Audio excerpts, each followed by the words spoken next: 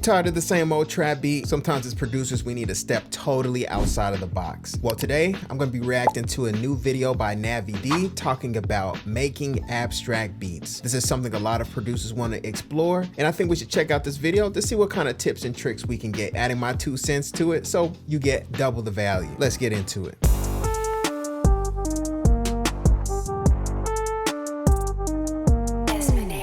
Abstract hip-hop has shaped beatmaking for a long time. It's where you can hear the most new and different ideas in all of hip-hop. So today we're going to break down some abstract production ideas, what makes these beats so different, and we'll also cover some ideas that you should be using in your beats as well. Now let's start by looking at a beat that I think is a perfect example of abstract production in my opinion. It's Forge from Earl Sweatshirt's new album. But again, I pick apart the defense with the triple cross, silver hearts, a split for your scars. Amazing beat by Theravada, where we see many abstract techniques that you can think about using in your own beats as well. So let's start by looking at the sample that was used for this beat.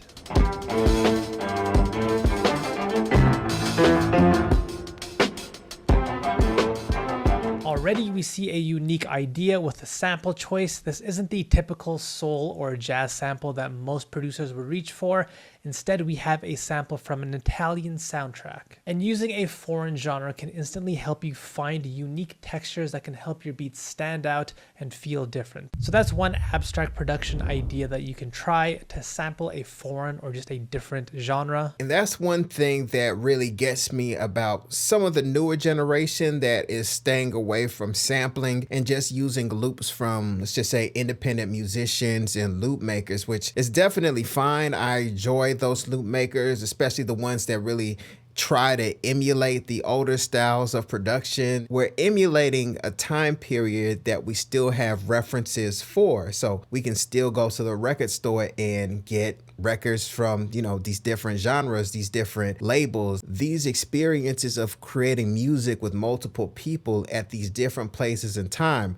Like Navie D mentioned, you know, this is an Italian sample. This is capturing moments in a space in time of people together in a recording studio, you know, letting their emotions out, sharing how they feel, painting a picture with music. And I don't feel like we should just totally ignore that and just go for brand new loops, even though I do enjoy brand new loops, but these loops are super clean. A lot of the times they're super perfect. They're already mixed in a way that doesn't take too much effort to get them the way that we want them to fit on the beat. And when we're talking about these older school samples, we have to actually put in some work. You know, the kick may not magically fit right there. You know, the snare might be competing with another snare that the actual drummer is having on the beat, and we have to figure out a way to make everything just musically sound. Also, pure chord progressions that are selected by these different musicians in these different locations internationally. You know, different groups of people sometimes gravitate to different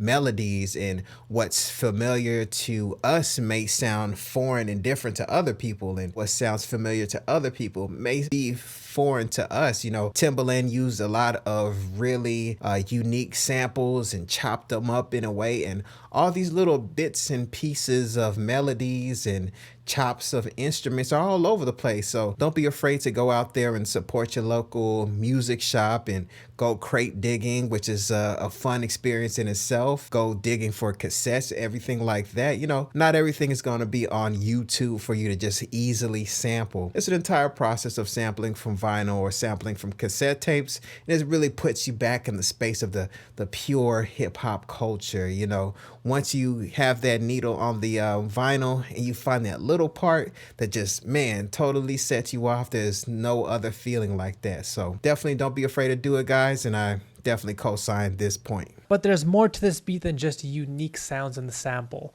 If we look at the way the sample is chopped up, you'll notice that it's quite simple. This piece of the sample is basically being looped, nothing too weird so far.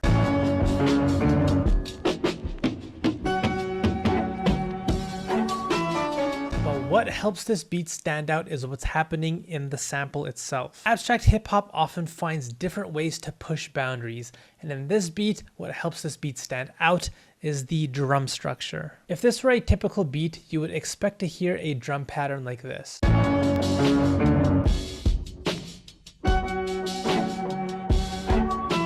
where the producer would chop up the drums to have this traditional placement of having the snares on the 2 and the 4, and the kicks being used throughout the loop. But instead of this kind of traditional drum pattern, we see the producer here deciding to keep this bizarre drum structure from the sample itself, where we do have a snare on the 2, but right after we have these early snares that come right before the 4.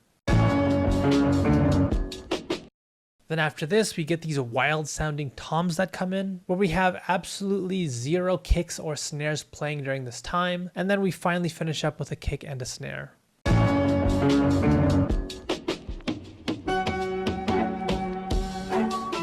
Not only is the pattern unique, but so are the textures.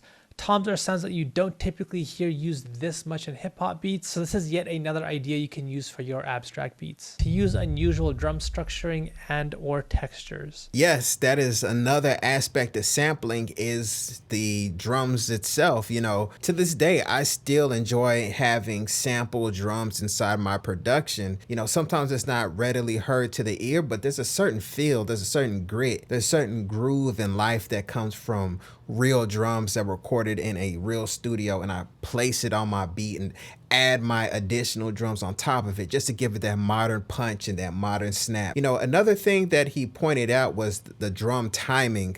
And what popped into my head was there's a video by Jake One talking about how he did loaded basses for Nipsey Hussle. I believe it was loaded basses that Jake One did. And he was just talking about the timing, the structure that he was using in the beat and how it was so unorthodox. And it's just kind of difficult to find your space on that beat, but he liked the way it felt. So he just went ahead and let it ride and rock out. And fortunately, Nipsey Hussle is a sophisticated rapper enough that he can catch the pocket, find his zone, and, you know, let his emotions out. And he was able to tell a story, a very beautiful story, on top of that soulful Jake One beat. So once again, when it comes to sampling, when it comes to making somewhat abstract beats, it's not always the music, it's not always the instrumental aspect of it that's gonna really drive it. Sometimes, like he mentioned, it's gonna be the drums, maybe the drum texture, maybe the drum pattern, maybe the time signature. It's just not something that we naturally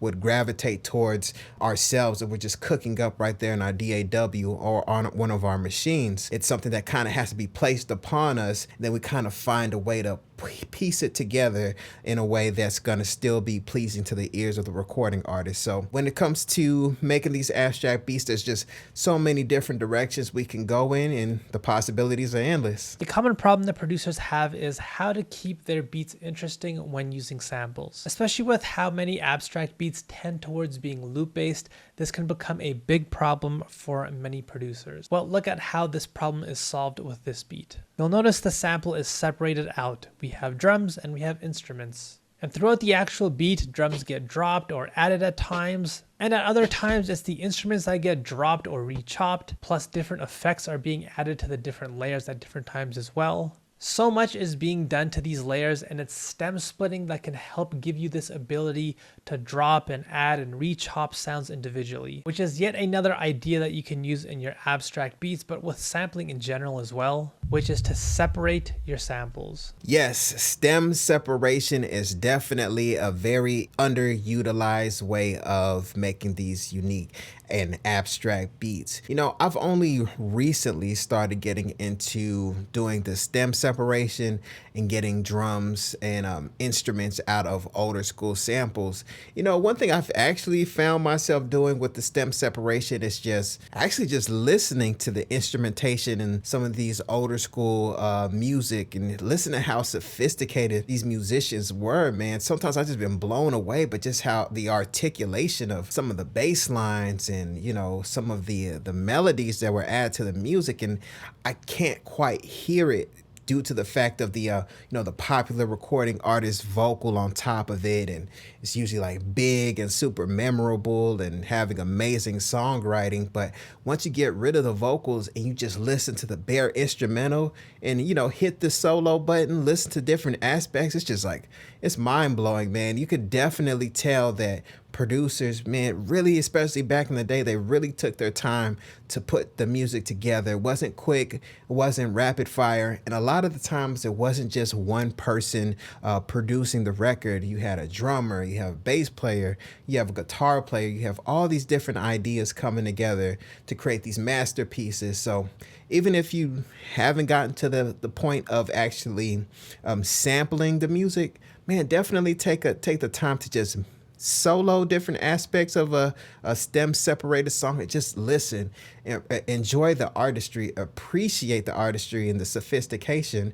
And at that point, you can also take tips, take tricks, and also put it in your mental Rolodex. So in the future, as you're cooking up, you can remember these little special moves that the producers and the musicians back in the day did. So that's another tip to add on top of that one. Here's a little tip if you struggle to find good samples. If you have one sample that you really like, try searching for it on discogs.com.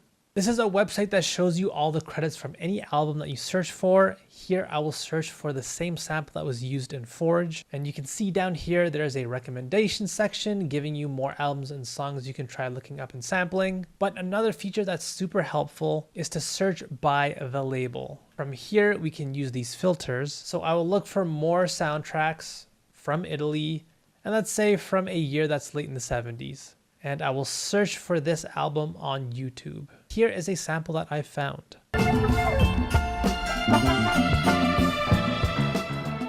So I have myself a sample that's foreign or different, and this is going to give me unique textures for my beat. And so let's load this up into our sampler and make a beat out of it. You know, that's an interesting website. One thing I've found myself doing when it comes to crate digging is doing something like that, such as looking at the label and then going across the record store and see if I can find other things by that same label. But this seems like a way to do it online, which is pretty useful, you know. I would still want you guys, especially if you're in somewhat of a major or mid-sized city or just a place that has any type of music scene, you know, please go out and still crate dig, still search for records, still search for cassettes.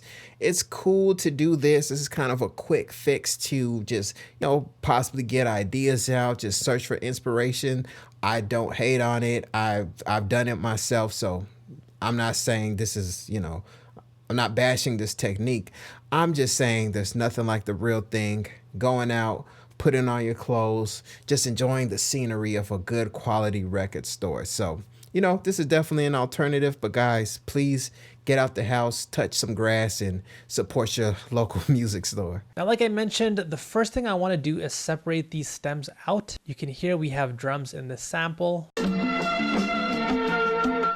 And I don't want to have to work around these drums to build my own loop, so let's just get rid of them. This will give me far more control overall later on once I want to start adding more into my beat. Now, I really like how these strings sound in this section of the sample here.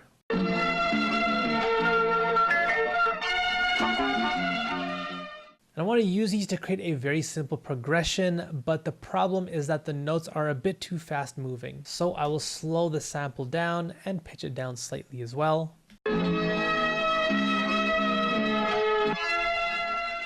I think this is a great way to start my beat. So let's use these two chops to build a simple idea here. And guys, do you see all the flexibility that Serato sample gives you?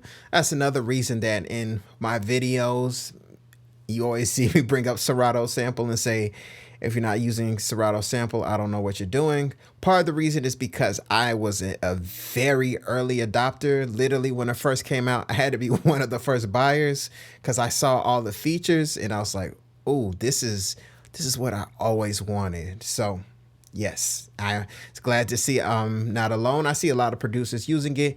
And guys, please invest in Serato sample. Use it. It's going to pay for itself as you make fire beats and give them to recording artists. Use these two chops to build a simple idea here.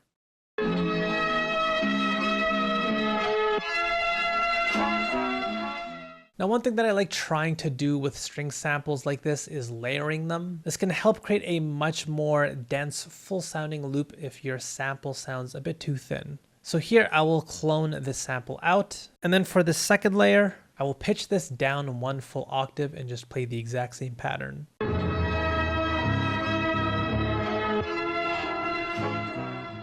Now to go back to my point I made earlier, this idea would just not be possible if I didn't use stem splitting. Here's how this loop would sound right now if I didn't do this.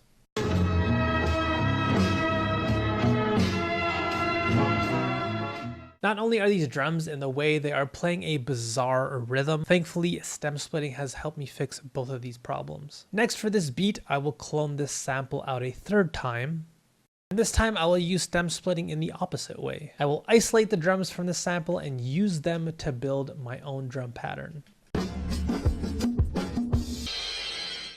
Doing this can help you instantly get drums that will definitely fit with your sample since they came from the sample itself, rather than trying to force drums from your library into the beat that just might not work aesthetically. Just an extra tip you can think about. And for my drum pattern, I will use this as an opportunity to do something abstract once again. Let's build a pattern that's unconventional. To start off, we'll begin with a straightforward approach of having a kick on the 1 and then a snare on the 2.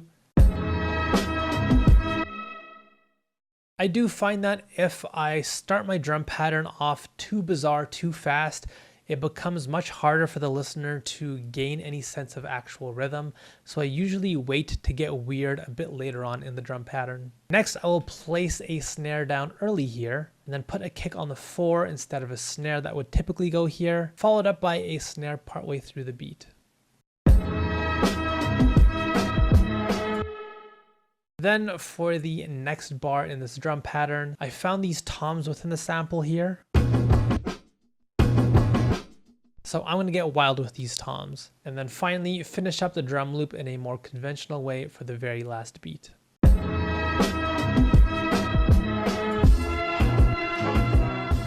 All right, so far I like it. Yeah, I'm definitely getting Odd Future vibes from this style of production.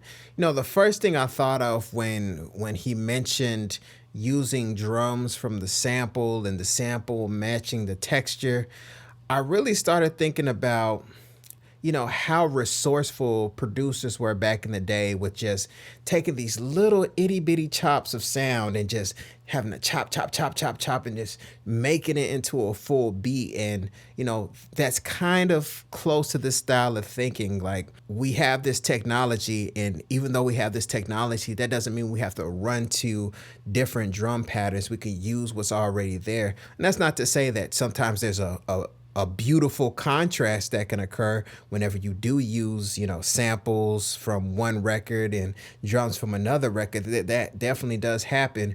But one thing I'm thinking about is like the song Nas Is Like. If you guys are able to search that and find the original sample that DJ Premier did for that beat, you'll be blown away. It's just this little piece of music. I believe it's like a children's story that DJ Premier sampled. He stretched it out to that classic that Nas Is Like. So definitely, guys, go make sure you check that out. But I haven't really tried this style of sampling out yet, but I definitely look forward to doing so. I do think this beat does need more though. It feels like the low end is missing. At this point, I could bring in my own bass, but again, I can instead use a bass from the actual sample itself. Again, to make sure I have a texture that will definitely fit. So let's clone this sample yet again. And this time I will isolate just the bass using stem splitting.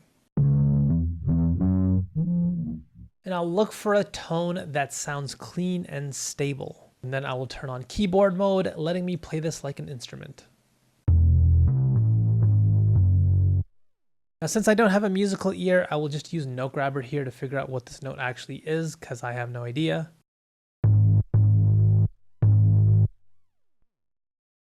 So it looks like this is a G sharp. Next, let's do the same thing and look at what notes are in the sample so I can build a bass line that will actually work.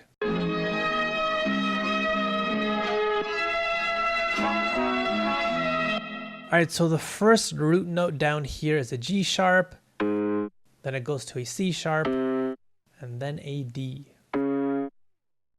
That is simple enough. So I will just use this for my bass line as a framework.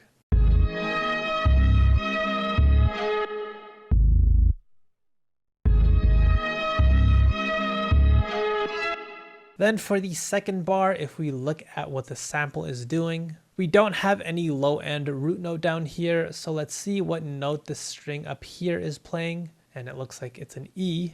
So let's use this for the bass line in the second half of this loop.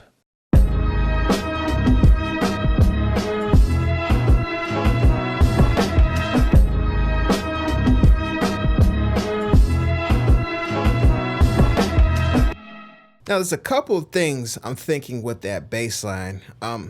So first, if you're gonna use sampled bass line, here's a little tip. Sampled basses, one thing you could do is you can actually use a plugin by Waves called R-Bass to have some of that added juicy, modern, low end that just rumbles the bass a bit more. You know, it's one thing to use an EQ to try to get more low end, but if you use something like R-Comp is actually a, I believe it's a psychoacoustic, so it's actually creating sub to add onto the bass. So that's one thing that you could do if you are going to use basses from older school records, so you can go ahead and do that. Another thing is when it comes to not being like having a super sharp ear to make sure everything is in key, especially if we're making a beat that's abstract like this and it's just feel and it's not really, it's supposed to be ugly in a pretty way. Sometimes if things are slightly out of key, it can be pretty cool. And I know that's kind of a touchy thing to say, but if you're making these type of beats, it's abstract, it's artsy, it's probably gonna be with someone who's gonna rap or do spoken word. It doesn't necessarily have to be in key. If you're just on your keyboard playing the bass and you play something that you feel is right, go ahead and go with it. You know, you may not know that it's a half step off, but if you like it and you feel it and you dig it, you know, you never know. You know, and what got me thinking about that is, if we listen to older school hip hop records, sometimes things weren't in key, things were detuned. You know, you're sampling from a vinyl record and maybe things are slightly, you have the pitch slider slightly off and you don't remember that it's slightly off, but you piece it together with another sound in your drum machine and it creates this beautiful art piece. So, you know, guys, you don't necessarily always have to reach for clean and in key, especially for beats like this. Sometimes it's cool to go with feel. I know I'm Mr. Let's get everything in key, but sometimes this type of music, it's artsy, it's out there, so we can go all the way with it. Comes the hard part of turning this loop into a full beat. Like I mentioned though, thanks to stem splitting, this is going to be made a lot easier. For example, I can simply just delete that top layer of the sample, so all we're left with is the pitched down version. And I can also make some slight changes to the drum pattern as well. And then maybe every once in a while, I will use this alternate version of the pitched up sample for the sake of variation, bringing it in and out throughout the beat.